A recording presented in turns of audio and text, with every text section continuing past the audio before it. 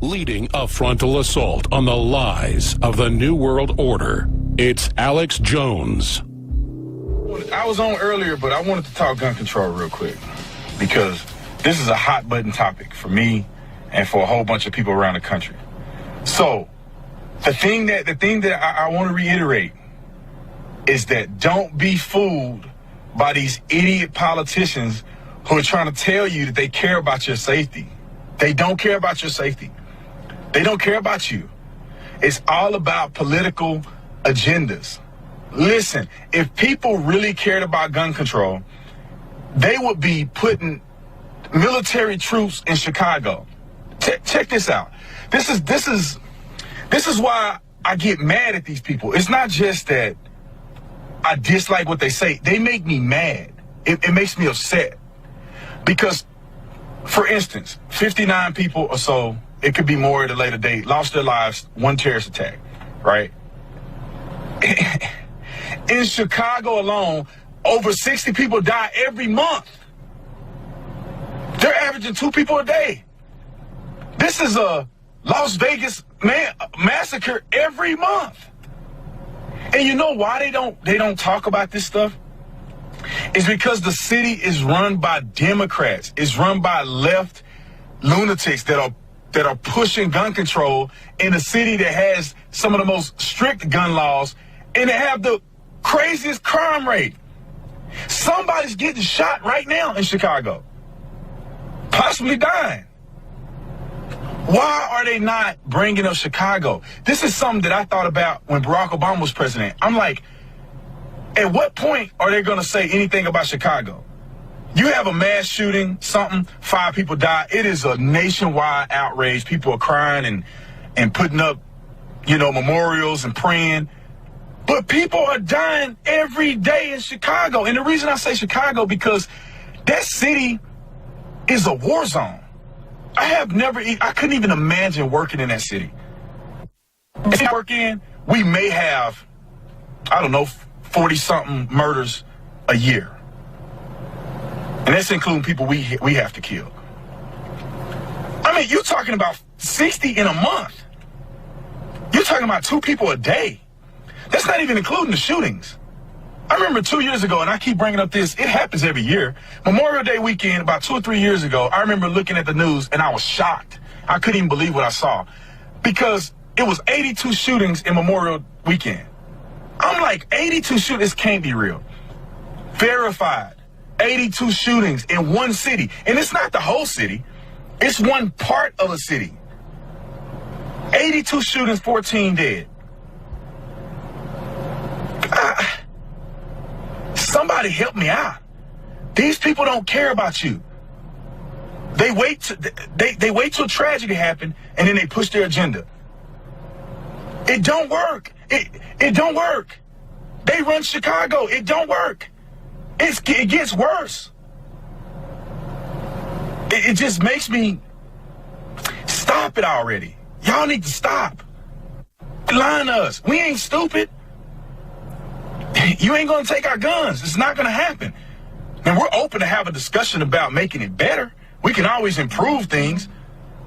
But you ain't taking the guns. Especially not when your city is an example. When y'all's cities are examples of failed policy. Failed leadership. The country is not going to end up like Chicago. People don't care. They were going to murder people no matter what. I shared this on Twitter. You can take guns. Take everybody's guns. They'll just start stabbing people. Take knives. They're going to just run you over in the car. Wait till there's 100 people out there and run everybody over. Like, guns are not the issue. High-powered rifles aren't the issue. Fully auto versus semi-auto isn't the issue. The issue is that you got people cracking up. Their brains messed up. They're either evil, hateful, they're getting ISIS-related propaganda, they're becoming terrorists. And that's Brandon. Well, this guy is the king of viral videos. He's doing them the last month or so. He's a police officer out in Phoenix, a patriot, Brandon Tatum. And one video, last time I looked, I'm sure it has more now, from a week and a half ago on the NFL, had 70 million views. And I found out he was a listener when we had him on live. And so he agreed to come out on his day off from out there on the front lines of the war against crime and all the craziness in Phoenix and right here in the United States and come visit us. So it's great to have you here with us riding shotgun. Yeah, thanks for being here. Thanks for having me here. You bet. No. I love it. Wow, we just played one of your videos earlier at the end of the last hour, getting into the whole tragedy and the statistics and the facts and the reality that you can particularly speak to as a police officer with what's happening in Chicago and other areas versus what we saw in Vegas. And I want to go there first, but have you seen this? I should open the show with this. There's just so much craziness. President Trump warns ominously, it's the calm before the storm. That's zero hedge at a meeting with generals last night, warning the calm before the storm. And then they asked what he meant, and he wouldn't say it. He just basically said, you just better enjoy yourselves. Yeah. I think that was interesting when I heard that. And that's one thing I love about the president is that he don't show his hand. And I think that he leaves everybody guessing. And I think that's his tactic that he used, and it's powerful. He said, you guys, what this represents, maybe it's the calm before the storm. He said it could be the calm before the storm. Let's play the clip. The audio is not great, but it's the only video and audio of this at a dinner with the generals and their wives, kind of saying, hey, I do the same thing when everything's nice, everything's going good. There's always a storm coming, and especially when a hurricane's about to hit Texas, we're like, this is the calm before the storm, blue skies, but in 2 days it's going to be flooding. What is he alluding to? He's giving everybody a cryptic heads up. Here it is. Well, it's the calm before the storm. What's the storm? Could be the calm before the storm. What storm is We have the world's great military people in this room, I will tell you that. And we'll have a great evening. Thank you all for coming. Thank you. What storm, Mr. President? You'll find out. Give us a hint on your answers. Thank you, everybody. I'm glad the satellite news was there and able to get that. I don't think people realize just how precarious the world is right now. Right. I think it's this is a different time in our country. This is something that is becoming unique. Things are happening almost every day. We have a wonderful president who's standing up for the people. Someone who is not typical. He's an amazing leader, in my opinion. And I'm excited for what he's doing, and I think it's going to be a good thing. Speaking of holding things close to the vest, I get you don't want to tell military enemies what you're doing or what you're up to. And that's why they were able to crush ISIS so quickly. Mm-hmm. But I learned from folks who were pretty upset that they were blaming conservatives and Christians on Monday morning when they reportedly found ISIS material, just as ISIS was saying, and they normally only take credit if they've actually done it. Even AP admitted that. And I got that from sources inside the HRT. I'm going to leave it right there. Then I've talked to some of the same folks more, and that's why the sheriffs come out and said, yes, he obviously had help. We can't get into it. And yes, we're looking at radicalization, meaning they found the material. But then the word I've gotten out of the White House and our stories on drudgereport.com is that they're sitting on it because they believe it was going to be a larger trigger, but now he's connected to bomb material from New York, the exact same signature. Not just the same explosive, the same explosive. As you know, they can test it and know. So they're shitting on it. And I don't know if tactically that's good because Al-Qaeda and the leftist groups, they know what they're launching. They know what's going on. I'm sure the president knows more than we do, but politically, this needs to come out. Yeah, but you don't want to send people in a firestorm. One thing that I've learned doing some things related to law enforcement procedures is that you don't want to show your hand. You don't want to let everybody know what you're doing. You don't want to tip off the enemy. Per se, as far as in our country, this is an enemy. And ISIS, law enforcement is obviously something different. But you don't want to tip them off, man. You want to keep them guessing. If we have information that will lead us down a certain direction, we want to follow up, and we don't want to have them, flee the country. Well, he's always said exactly he won't politicize, and he's not doing it. Right. I think that's a good thing. I think that's a good choice. But then the Democrats are literally simultaneously saying everybody deserved to die there, in mainline Democrats, and then saying, oh, it's really a right-winger. Right. So I think that what they're doing is they're hurting themselves. I think that if we take a much more calculated approach, in the end result, it'll come out better. If they can go and be radical and say all this crazy stuff, and then they look ignorant at the end of the day. So I think that if we take a calculated approach, we take the smart approach, let them take the emotional approach, I think that we'll fare better at the end of the day when all the information come out and then we kind of figure out where this is leading. Well, knowing the lingo when they say we're looking at radicalization, that means generally they found material that points at that. But I have that from good sources that have given us great info before So, I mean, I guess the sheriff's department, though, is kind of hinting at folks because he's having to sit there and politically hear all this baloney. Right. What you don't want to do is you don't want to come out, give your hand, and then have to retract stuff. So I think that the things that they've hinted on is saying, okay, we got a little information. We're not going to say everything because then if the information changes, if we get new information that then contradicts the information that we have currently, we don't want to have to come and retract and look like idiots. So knowing the somewhat coded police speech that I've learned over the years just watching it, but being a police officer yourself, what have you gotten from these press conferences with the sheriff? I don't know. I was a spokesperson at one point in time, and so I know that you can't give away everything. You have to be calculated. But I think that there's something that you want to give to the public, and it's okay to hint at certain things so that you can give them some information without giving them everything. So I'm looking at their approach, and I'm watching it, and I'm saying, okay, they obviously have found something that have them with a little bit of credence, because they wouldn't say radicalization. They wouldn't even bring it up if they didn't have something that could lead them down. Well, I mean, I got this directly from the HRT people, not the ones that actually went in, but the group associated. They said, this is pure bull. This guy had Antifa stuff everywhere and ISIS stuff and trips to the Middle East. And then later it came out his wife, or his live-in, I guess you call it, common law wife, was traveling to the Middle East. Right. That's very, the thing is that these people that are in government positions, these people that are in law enforcement positions, they can't disclose everything. And the thing is that they may know a lot more than what they're telling us. And, it's obviously suspicious. This is crazy, suspicious behavior, having somebody with, it's evidence that there was some type of extreme tactical planning that he did, sending money to a foreign country, with his girlfriend. It's all a lot of suspicious things, but we cannot expect that to come from law enforcement for them to touch on something. What do you make of 23 guns, thousands of rounds of ammo, cameras in the halls, they now admit? I mean, everybody knows at big hotels, especially Vegas, they dig through your stuff when you're gone. There's no way, even if he was a VIP guy, that they'd let him do this. Yeah, that's one of the most suspicious things that I see as a everyday person, everyday citizen, somebody that may not be doing a lot of research on this, on these things, but just as a common citizen watching TV and looking at things in a logical perspective, this is troubling. This is something that is very, very weird to me. How in the world can he get that many guns into a hotel room? How can he carry those items with the weight of all that ammunition with nobody seeing him? It would suggest that somebody else had to be helping him. He's not a young guy. He's not a young, strapping, fit guy. Exactly. And if you watch the video of the sheriff, he shakes his head and gets disgusted at that point and says, there's no way he did this alone, but we can't talk about it. He just shook his head. And then he talked about radicalization and then just shook his head.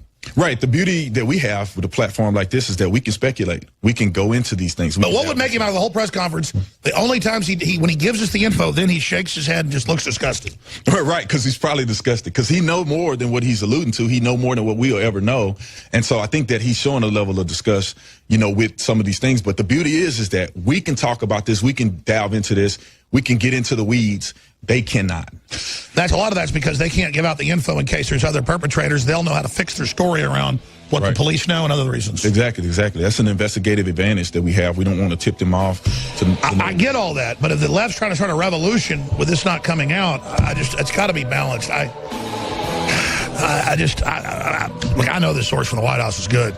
They're sitting on top of an ISIS tape of this jerk. And just wait till it comes out, because we're going to shove it down the throat of the anti-American left. You get ready. It's coming out. We'll be right back. Brandon Tatum is our guest in studio, a Patriot police officer from Arizona. They're in Phoenix. Wow, that is quite a beat to work. I've known some other police officers were there, like Jack McClam. Even back in the day, it was rough. And he's here with us talking about what's happening in our world. And how long have you been on YouTube and Facebook? Because I'd never seen you before, and suddenly I saw this video with 30 million views. Now it's like 70 million views, and all your other videos are getting millions of views.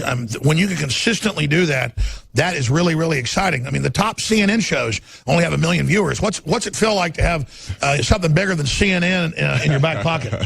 I still, it's not soaking in. I take a very humble approach to it. I'm just thanking God I had a platform to do certain things and to say, speak my mind, talk about how I feel. I've only been doing this for about 18 months. I made a couple videos. I normally type stuff out on my Facebook and a couple friends that like it. And then after a while, I said, you know what? I'm better at talking than I am typing. Me too. Right. So we have that in common. I'm better at talking. So I say, you know what? I'm just going to make a video about what I would say. And then, because I overthink it when I type. Right, right. When I talk, I just say what I really mean. And then I got to worry about, you know, grammatical errors and stuff like that and spelling. And so I don't have to worry about that when I talk. So it works out well for me. So I'm enjoying the fact that I feel like I'm impacting people. Well, you certainly are. And now, again, I can't follow all the videos and count them up like I can't do my own. But last time you were on a week ago, it was like 50-something million. Mm-hmm. I'm just guessing it's 70 million, or how many views total did that group of videos or video get? I don't know yet. I mean, I looked at, it was over 68 million that I've looked at. So my dead reckoning was right. Right, right. I mean, I verified that it was over, I think around 68 million from, I think 4 or 5 websites. But there's definitely more websites that I didn't even. Other people that uploaded it. Yeah, it's impossible to track. Right. And that's what's fun about it. I'll do some video 5 years ago that got like 50,000 views, and then all of a sudden, I'll see it being shared with 4 million. Yeah, yeah. It's like it's evergreen. Mainstream news doesn't get big later. Nobody cares. Yeah, but when it's truth, it just goes on and on. Right, right. Exactly. Exactly. And that's the beauty of it. That's the beauty of the internet, that we can take advantage of it and we can continue to push out true information. We can tell how we feel and it goes viral. It was Mark Twain that said, a lie goes halfway around the world before the truth can put its pants on. Yeah. But the truth never dies. Right, right. Lies die. Right. They may go fast, but they don't last. Right, exactly. I agree with that 100%. And I see that. You see it all the time, even when I watch your show. I mean, those things are continuously circulating, and I even go back in time. I can go back in time and say, you know what, I'm going to go and search all of the old stuff that I missed, the things that you were saying, you were talking about, and some of the political views that was going on when I wasn't even into politics or looking at anything. So, wow. How long ago did you find InfoWars? About a year ago, or whenever the campaign season really was getting off and going, I started looking, because this was the only place I could find true information. So. InfoWars tripled in size through the campaign, and that's the thing. Trump's not perfect, Ron Paul's not perfect, you're not, I'm not, but everybody as a movement awakening and coming together and getting politically involved together.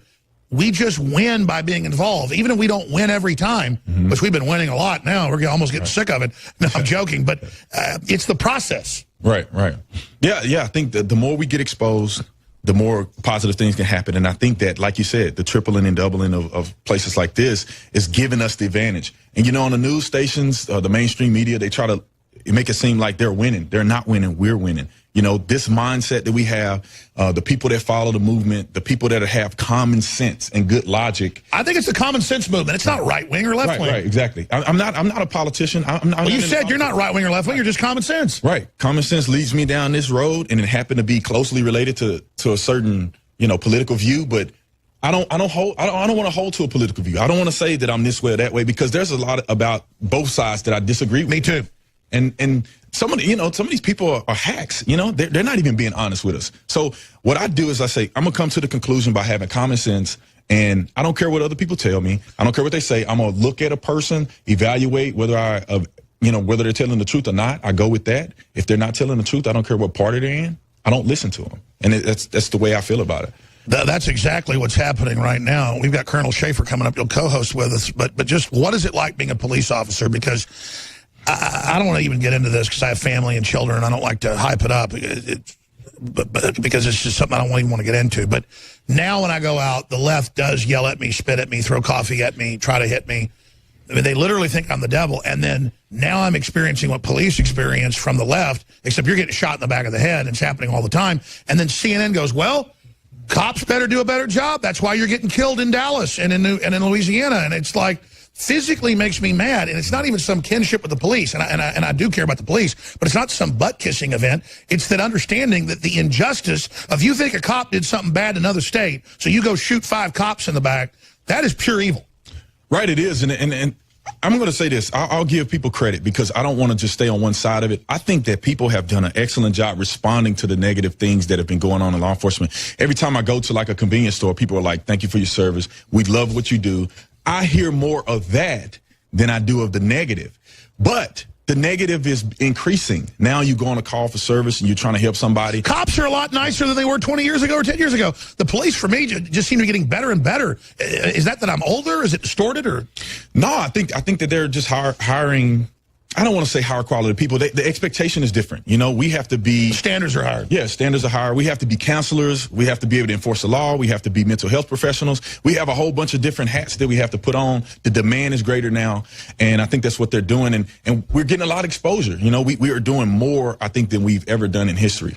So what's happening then? Why does the left literally hate police and celebrate their random killing? I don't know, man. I think we celebrate. I think the police department is an expression of America and all of core American values. The expression. And so their hate of America translates and is projected on. Right. And structure. I think it's structure. I think people on the left don't want structure. They want completely free society. We can do whatever you want that correlates with their safety. But none of the responsibility. Right. Exactly. It's like a little kid. They want to do everything that they want to do, but they don't want the discipline. But in actuality, the discipline is what's best for them. You can't just roam free and do whatever you want. You have to have some kind of laws. You have to have those things in place to be a... And notice, they don't want any responsibility, but they want to run our lives. Right, exactly. Just like a teenager will be telling their parents what to do while they won't even carry the garbage out. Right, exactly. They expect the parent to allow them to do everything, but then receive everything. I was like 17 and a half, just got out of high school, or just turned 18, and I told my dad, I don't like that carpet you just put in. And my dad said, it's time for you to get the hell out of this house. He goes, I'm going to put the carpet in. And he was always nice, but he said, it's time for you to have your own house. You go get an apartment. Right. I'm going to help you get one right now. You're out. You're out this weekend. Yeah. You're worried about the carpet, but I'm feeding you every day. So, I mean, obviously, that's literally, I said, Dad, I don't like that carpet. It's like got pink on it or something. Well, your mom likes it, and then it's time for you to go. Yeah. Interesting. But because he gets it, like, I didn't have my own life. I wanted to run his. Right, exactly. And I think that, to be honest, I think that's how some of the people on the left, I don't want to characterize every single person that leans left, but I'm talking about these people on the far left. They have this childlike mentality where they don't want to be held accountable. They want everything to go their way. And if it contradicts their belief system, it's somehow wrong. So I think that's... You've just crystallized it. Well, the left used to have more reasonable issues. They've gotten radicalized. That's why they're so crazy. There were times when I wasn't Republican or Democrat. I've seen your videos. You were the same way. I mean, I was neutral on McCain and Obama. And then, because McCain's so bad, too. We'll be right back with Brandon Tatum. I'm Alex Jones and Colonel Shaffer. Stay with us. This is key intel on the latest on Vegas, straight ahead. They want to hang this around America's neck? Not so fast. We know who's behind it. Up to be a very deliberate act of terror. This is beyond dispute. The question becomes motive. Everybody seems to be searching for a motive. Martha, I would argue most of the clues of the motive is right in front of us. First off, this individual parallels in many ways by age and by predisposition of being unstable the shooter who attacked Congressman Scalise back in June, the Hodgkinson attack. Very similar age. They are both considered unstable. And so in many ways, after talking to both a psychological professional and some other folks in law enforcement, there's a lot of parallels there. Let's look at the target as well. It was a politically selected target. I think the target being selected, and let me say this is the perception based on available information, the perception was there's going to be a lot of pro-gun folks there, Trump supporters at this concert. So therefore, I believe the perception was by the shooter, by the individual who did this, by Paddock, that this was a legitimate target of political expression. Martha, this may be something people don't like to understand, but the very reason that Hodgkinson did what he did, and I believe Paddock did what he did, is because the left has now encouraged the use of violence as an extension and use of political speech. And this is what we have to be very careful about, the slippery slope. The idea here that somehow violence can become part of someone expressing themselves, and I think that's the real danger here. Let me set something else out there. There was no violence perpetrated against Bernie Sanders or Hillary Clinton during the run-ups to this election. So this has become a feature of desensitization by the left, the Kathy Griffith beheading, fake beheading the president. Things like this, I think, are what's pushing a lot of folks to believe now that somehow violence is an acceptable piece of their politically justified. Exactly. Well, we will see. I mean, it's an... All right, joining us in this segment, the next, is Lieutenant Tony Shaffer, Lieutenant Colonel Tony Shaffer, who I just can't say enough about his bio, the work he did exposing 9/11, Able Danger, exposing criminal connections to radical Islam, exposing Benghazi, just always a trailblazer, giving us the best intel, londoncentered.org. He's also a best-selling author and researcher and works in a lot of different clandestine areas today and advises Congress. I happen to know the president and a lot of their folks, but I'm not going to get into it. One of the most highly respected analysts out there, not just Army, but of course working with the CIA. Colonel Shaffer, I have Mr. Tatum here with us, Brandon Tatum, the police officer who's put out the viral video exposing the NFL and more. He's riding shotgun with us. But, wow, that was 2 days ago. What do you know now? Our intel from White House sources is that they know there's an ISIS connection, and they have the video of him pledging himself, but they don't want the ISIS cells to be triggered by it or to know what intel we have. Now, this is out now. Drudge is linked to our story. This comes from high-level connections in the White House. I know you can't get into anything classified, but what is the latest with the Sheriff's Department now saying, indeed, they believe he probably was radicalized, and there's no way he acted alone, close quote. What are they signaling to us, and what does the target tell us? Is that not the motive? Yeah, no, look, you're spot on, Alex. Let me walk through kind of the pieces of logic which I think have brought us to where we're at. And by the way, you and I spoke about this before, and I think you and I even predicted at some point that you would see a merge, a link between ISIS and Antifa, the violent radical left. And I think this is where it's finally coming to. Enemies of a sort will work together for purposes of common interest, and I think this is where it's all going. So I think the FBI was completely insane to dismiss out of hand within hours of the shooting, quote unquote, no terror connection. I think that was just flat out stupid. And since then, and I appreciate you playing back the audio. It's like, look, I believe that we are seeing now a merge of concepts between terror organizations. And, I got some flack for that interview, by the way. You may have seen folks out there very unhappy that I was branding the attack a terror attack. Heck, I even had Buck Sexton on the air try to contradict me, saying, "Oh no, this is just some individual acting by himself." And you and I both know the pattern was very clear early on that this was part of an act which was supported by a larger network. So this is where I think. And by the way, shouldn't we just inject to have the FBI uncharacteristically in the morning when the bodies aren't even cold say no ISIS connection when ISIS took credit, and even AP said normally they tell the truth when they take credit. To have them do that shows me somebody told them shut up. And we know Obama has these stay-behind networks in the FBI. They don't want this to be ISIS. They wanted this to be Tea Party. They wanted to put this around Trump's neck. Oh, absolutely. If you look at the messaging on the left, you've seen repeatedly that a white Christian man did this. It's kind of like there's no evidence that he's Christian, no evidence that he acted alone. As a matter of fact, again, we have to look at this point as a black hole, as a singularity. You don't know what's in the middle of that hole, but man, looking at the periphery, looking at the disclosure by the sheriff saying he was radicalized, looking at the fact the sheriff's come out and said there's now a global search, a global investigation going on, the FBI confirming that, and also then the sheriff going on to say that there's no way he could have acted alone.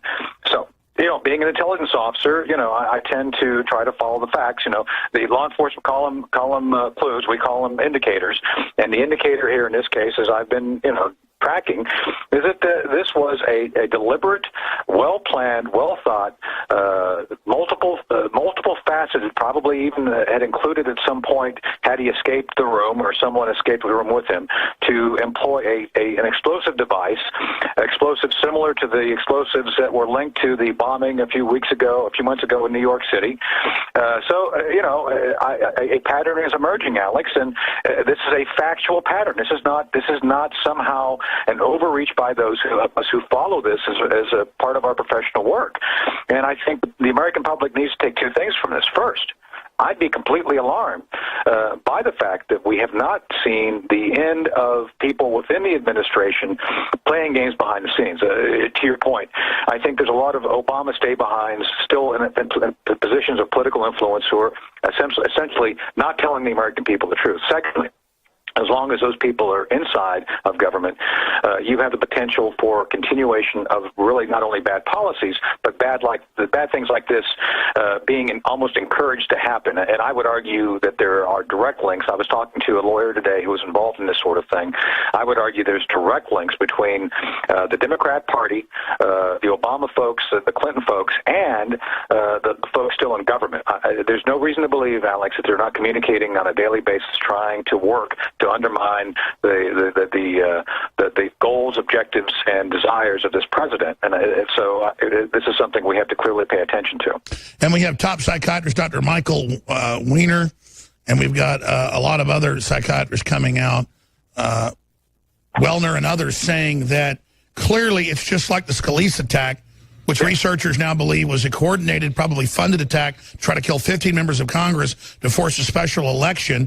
We know there's a behind-the-scenes investigation there. And I understand they come to Trump and they say, we're trying to catch the bad guys. We don't want to know what avenues we're going down. But clearly ISIS, Antifa, their merger, they said this big October 1st attack was coming that would lead into November 4th. When main Democratic Party groups say we're going to get violent and start killing conservatives and overthrowing November 4th, I mean, look, I know they came to the president and said, sir, it's too soon to put out any info, but now we know the White House has been briefed that indeed this guy is ISIS, and now it's being reported by major New York papers and the Las Vegas Review-Journal that explosive possessed by Stephen Paddock may have been used in New York City bombing and these ISIS networks that he was in to sell them weapons, which is where he got the money to then be able to gamble millions of dollars a year. I mean, this is really looking like Fast and Furious Part 2.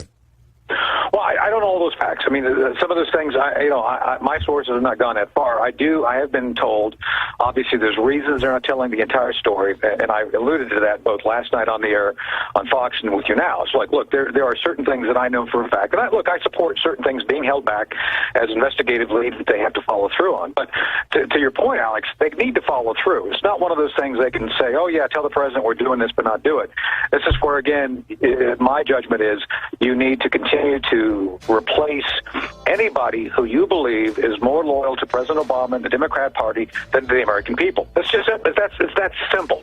And you need to have investigators who are willing to not only follow where the facts lead, they need to actually think about what it means.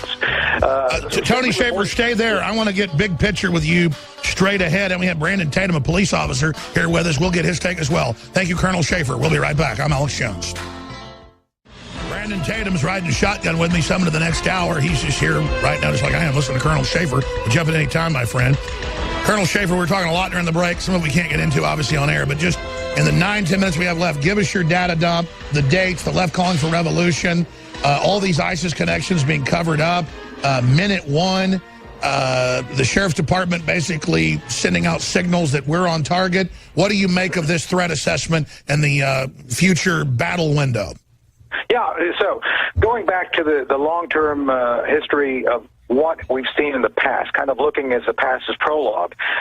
Look, we've seen ISIS continuing to desire, it's been aspirational, but, as we talked about 2 years ago, that they were going to do this. They were going to, while it was aspirational then, ISIS is one of the network they could cooperate with. So, we've seen... they said, we want liberals, we want white people that don't look Arabic that we can use to carry out the attacks. Right. So we've seen parallels here. I mean, look, we've seen the Muslim Brotherhood penetrating serially our media. They've been working to penetrate basically criminal organizations for purposes of exploitation and access. So we've seen that over there with the Brotherhood. So ISIS is going taking a page out of their playbook, doing the same thing. So we have to be very vigilant. And I think this is what we are seeing now is this kind of merging. We've seen organizations like Hamas partner with other organizations to do terror attacks, even if they don't necessarily agree on every fact. So this is what I think we're seeing here. We have to be very clear, very steely-eyed. And again, let's just follow the facts. The second point is, it's not, as much as I'm hearing and you're hearing the same thing, a lot of the background motivation by Paddock, by the reason he did it, is going to make people very uncomfortable. But you got to get it out there. You got to tell the American people the truth. You got to be straight with them because they kind of already know why they're dragging their feet. And again, going to the point of the attack of Congressman Scalise against him by Hodgkinson does parallel what the left has been pushing for from day one for the president's victory. The idea that they will use Antifa, they will use violence as a method of not only resistance, but then also creating a path back to some level of power. And so this is what they're laying out. This is what they're trying to do. So again, I don't want people to think somehow this is not substantiated by the facts. Unfortunately, Alex, as you know, over the years we've talked, I only go with what the facts show. I try. Well, sure, they're going to attack you because before the bodies were cold, they said no, ISIS when ISIS had, there were terror attacks all over the world that day by ISIS, and they weren't even taking credit for those because those were lone wolves. They weren't even sure were their people. They were very proud of this guy. They were very proud of their execution. They had their literature ready. They said, we have him months ago swearing allegiance, and now I've got it from White House sources that they're sitting on top, because much of ISIS is their own internal stuff, as many have said, streaming back to the ISIS folks, coordinating this, and he obviously had help, and then it looks like he may have been the cutout. Have you gotten any intel along those lines? Well, look, that's one of the rumors I've heard. That's a very strong possibility. Again, look, you and I both know, and the sheriff even said this. This guy was videotaping everything. He had all these cameras. Do you really believe he didn't have them turned on and using them for the purpose they were designed? This guy was very meticulous. This guy was hyper meticulous. He worked for the IRS, which is a clue. He was an accountant. He's done all these different things. He drank Pepsi. Right. And again, liberals, literally, conservatives do not drink, especially in the Obama era. Conservatives drink Coca-Cola. If you drink soft drinks, liberals drink Pepsi. And that's a big clue. That's a big clue.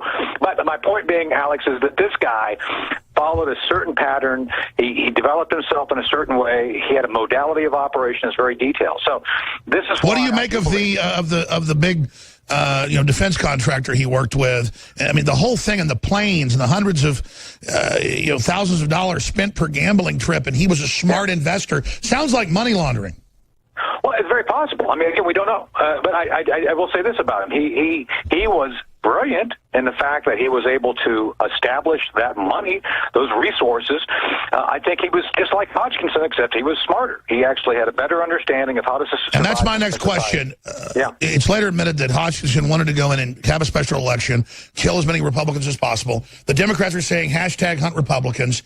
They're hashtag hunt cops. CNN, when more cops get killed, go, well, cops are bad. You need to reform yourselves, because some cop might have done something wrong 5 states away.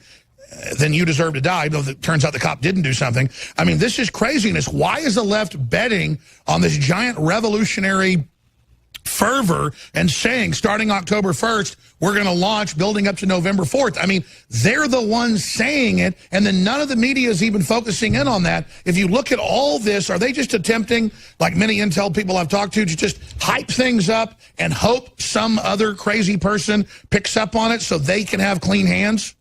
I think there's always inevitability and encouragement of a kind of a parallel event, no doubt. And let's look at what they focused on, Alex. The first thing that was leaked off the crime scene was pictures of the guns. Oh, the guns are bad. Oh, boy, And I've seen, again, them ignoring the facts that you and I have just talked about, all the things which have been said in press conferences through official sources, completely and summarily being ignored by every media outlet except for Fox. And to that point, the narrative they're trying to put forth is it's all about the guns. Guns are bad. People who have guns are bad. And think about the irony of this. Of course, at the same time, they're saying you can't trust the police. Don't trust the police, but we don't want you to be armed either. So there's really no cohesion to their argument.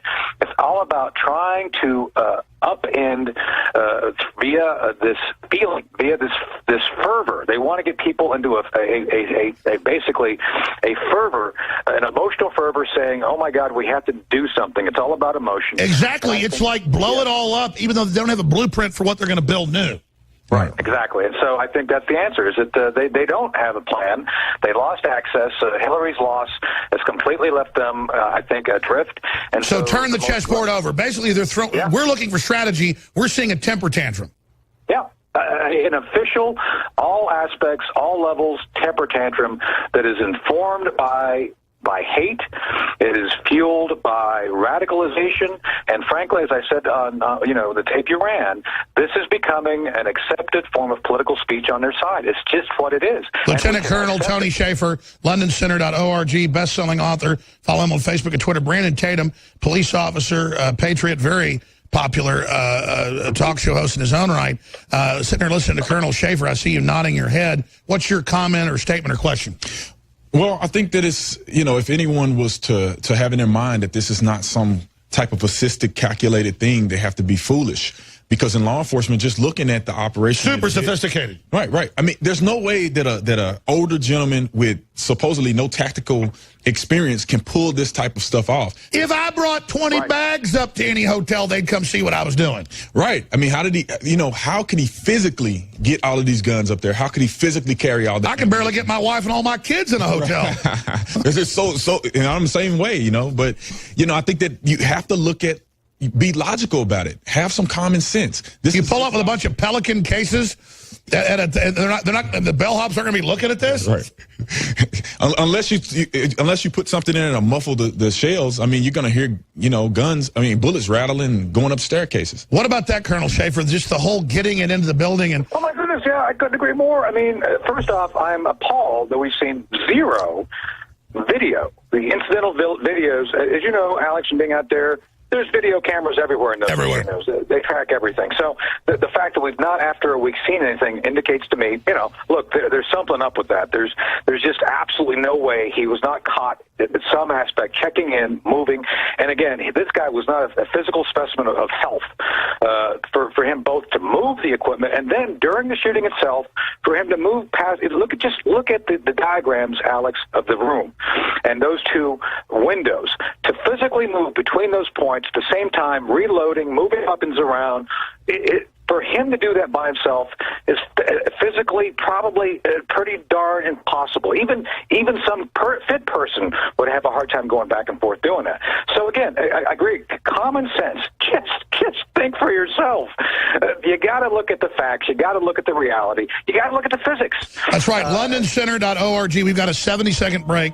I've got a short little 5-minute segment. If Colonel Shaffer can do it, I want to specifically ask him separately about the NFL protests, the stuff we saw with Puerto Rico, just all the hoaxes. I got to jump off. You got to jump. Okay. Please come back soon with us then. I will. Hey, thanks. All right. Thank you. Very powerful. I'm going to come back then and ask you about the NFL. And I was going to ask you, too, about that. Straight ahead on the other side. The third hour is only 70 seconds away. There went Colonel Tony Shaffer. Always powerful analysis. Stay with us.